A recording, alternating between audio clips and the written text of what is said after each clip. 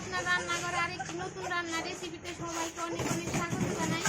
আজকে আমি রান্না করব এই যে আমাদের বাড়ির পালা মোরগ, সেই মোরগের মাংস রান্না করব। তার সাথে এই যে বানাবো, ভাবলাম কয়টা চিতই পিঠা বানাই। এই যে চাউল গুঁড়া করে আনছি, বানাবো চিতই পিঠা। তো পুরো ভিডিওটা আপনারা দেখতে থাকেন, আশা করি আপনাদের অনেক ভালো লাগবে।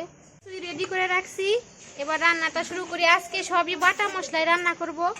এখানে মরিচ বাইটে রাখছি, গরম মশলাও বাইটে রাখছি। তো রান্না দেওয়া শুরু করি। দেবো সরিষার তেল,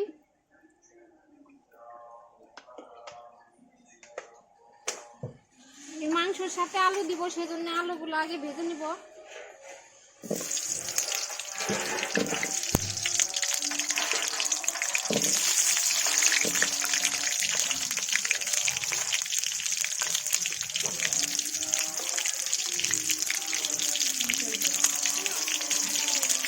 দিয়ে দিব একটু হলুদের গুঁড়া, পরিমাণ মতো লবণ। আমি এটা লাল লাল করে ভেজে নেব।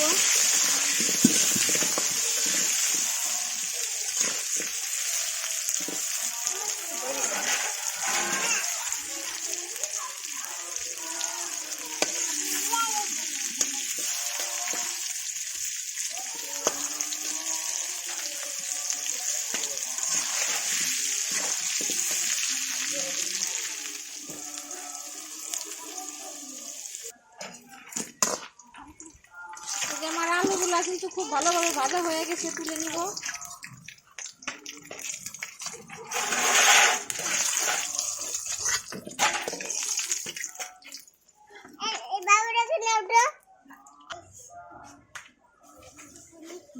দিয়ে দিব গোটা গরম মশলা, গোলমরিচ, শুকনা মরিচ, তেজপাতা।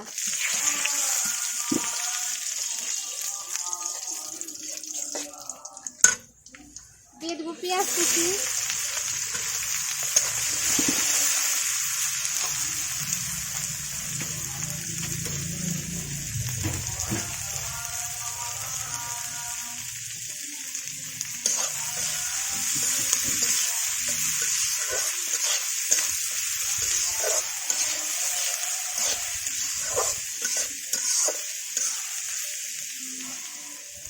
দিয়ে দেবো টমেটো কুচি,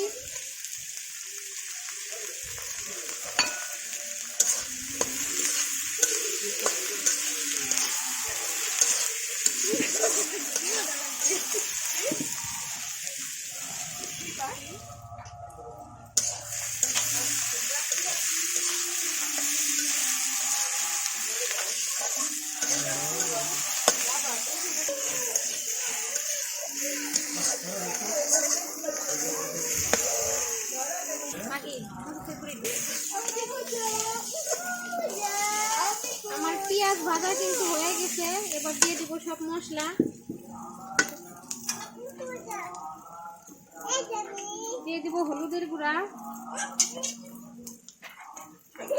ধনিয়ার গুঁড়া, স্বাদ মতো লবণ,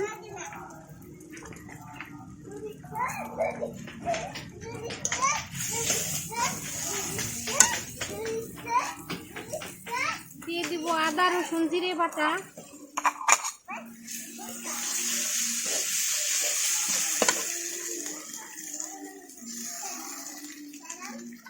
মরিচ বাটা,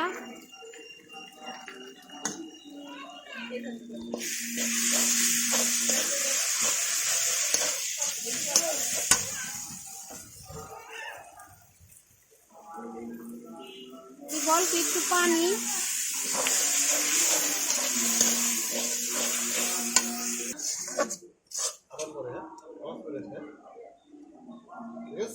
এবার দিয়ে দিব কয়েকটা কাঁচামরিচ,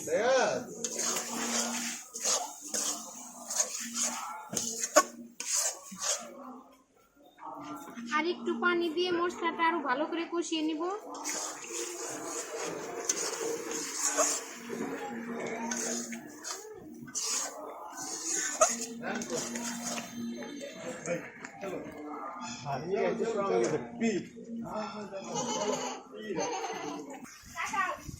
আমার মশলা কিন্তু খুব ভালোভাবে কষানো হয়ে গেছে। এই যে উপর দিয়ে তেল ছেড়ে দিছে। এবার দিয়ে দিব এই যে কাইটে ধুয়ে রাখছিলাম। মোরগের মাংস এখন দিয়ে দিব।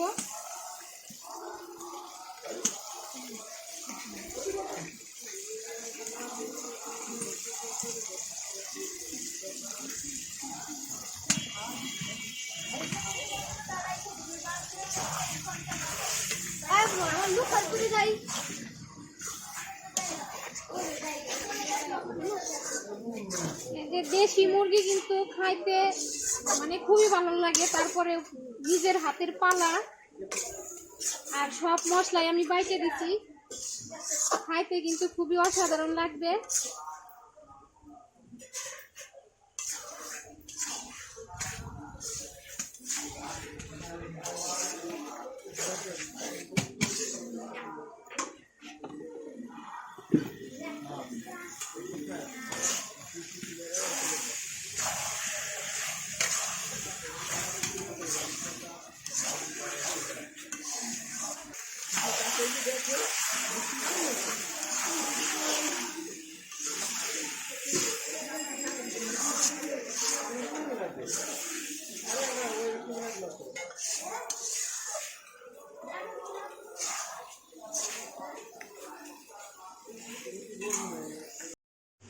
দিয়ে দিব অল্প একটু গরম পানি। পানি দিয়ে এই মাংস খুব ভালোভাবে কষিয়ে নিব। দেশি মোরগ, সেই জন্য গরম পানি ব্যবহার করছি আমি।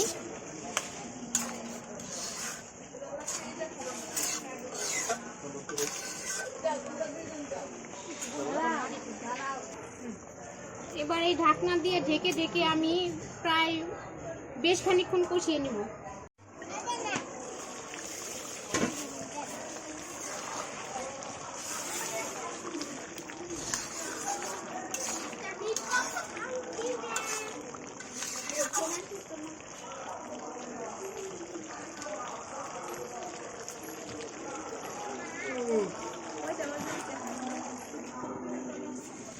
এবার দিয়ে দেবো এই যে ভেজে রাখা আলু।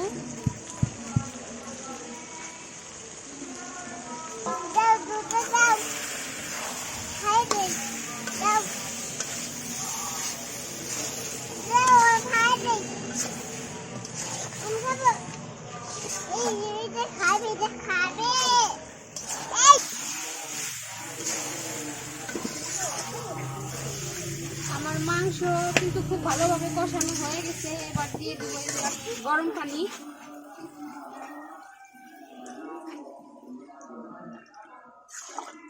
পানিটা যেরকম ঝোল রাখবেন সেই আন্দাজ করে দিবেন।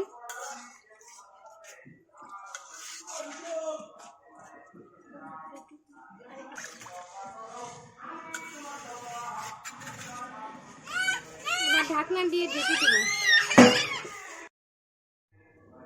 এই যে ওদিকে তরকারিটা হইতে থাক, এদিকে আমি চাউলের গুঁড়াটা মাখিয়ে কিছুক্ষণ রেখে দেব, সেজন্য মাখিয়ে নেই।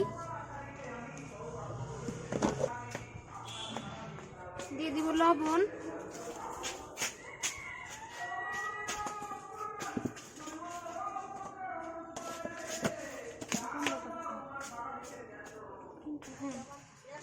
এবার দিয়ে দেবো এই যে পানি, ঠান্ডা পানি দিয়ে চাউল মানে ভাঙানো চাউলের গুঁড়া কিছুক্ষণ মাখিয়ে রাখতে হয়, তার জন্য আমি যে আগে ঠান্ডা পানি দিয়ে মাখায় রেখে দেব।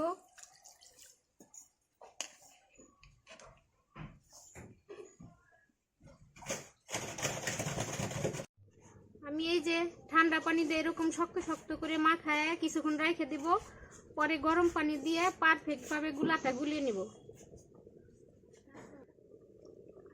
রত্না রান্নাঘরের রানী।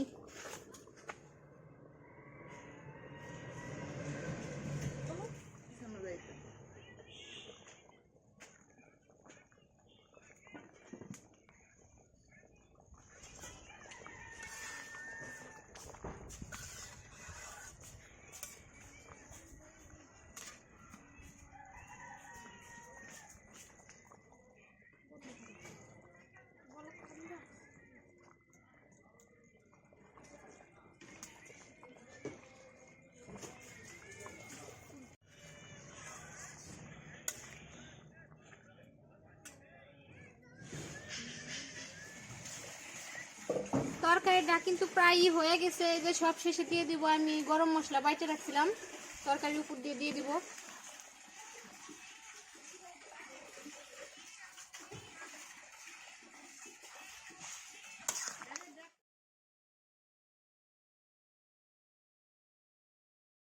বন্ধুরা আমার মাংস রান্না শেষ, এবার পিঠা বানাবো। এই যে এবার দিয়ে দিব গরম পানি।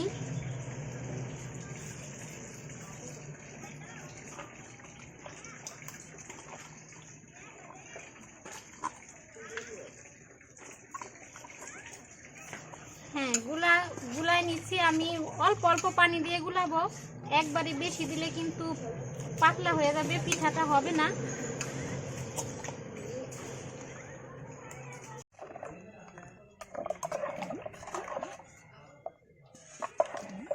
এই যে চাউলের গুলাটা আমি গুলিয়ে নিচ্ছি, এবার পিঠাটা বানানো শুরু করি।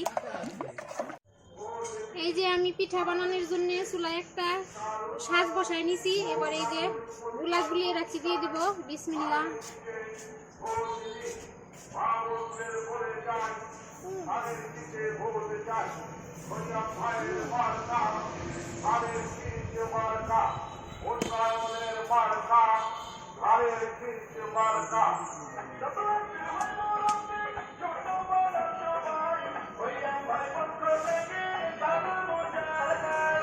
এবার ঢাকনা দিয়ে ঢেকে দেবো।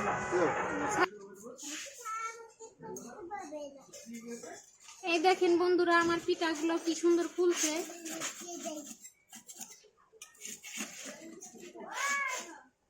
এই যে পিছনটা অনেক সুন্দর হয়েছে।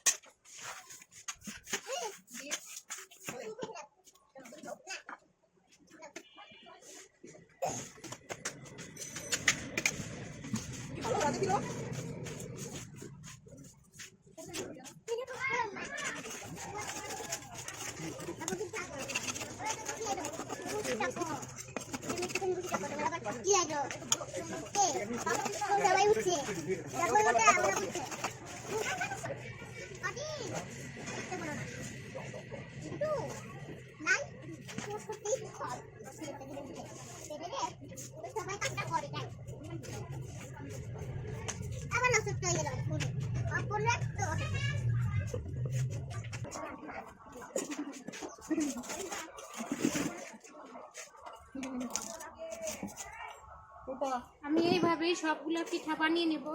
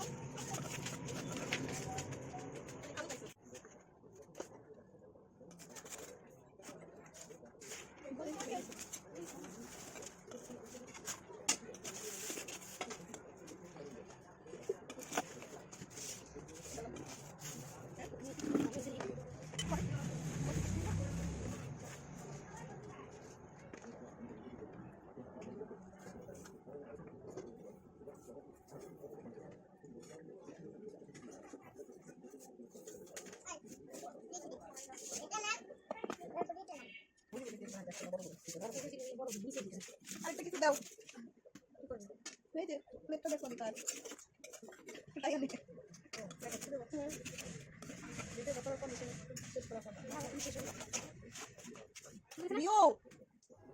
দেখেন বন্ধুরা আমার পিঠাগুলো কি সুন্দর ফুলছে আর কি নরম নরম হয়েছে। আমি কিন্তু এখানে কোনো বেকিং পাউডার বা খাবার সোডা কিছুই ব্যবহার করি নাই।